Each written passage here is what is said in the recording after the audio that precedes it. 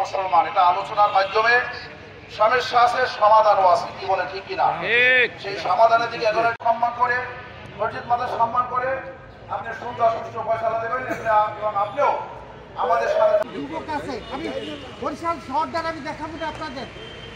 আপনি ওই জায়গায় আটটা বাড়ি, তারপর আপনি চকের পলের উপরে যান, ডাক দিকে যাইবেন একটা ওই যে আমি কিন্তু আপনাকে মতো লোকজন ইয়ে করতাম, গলাবাজি করতাম, কিন্তু আমি গেলাম।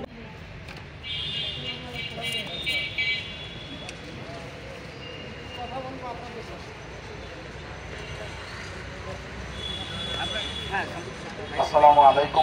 আমরা কয়েকদিন পর্যন্ত মুসলিম ইনস্টিটিউটে দেখা দেখতেছি। আমি আশাবাদী আমরা যারা এখানে আছি সবাই মুসলমান। কি বলেন ঠিক কিনা? যেহেতু এই জায়গায় নামাজ পড়া হয়েছে,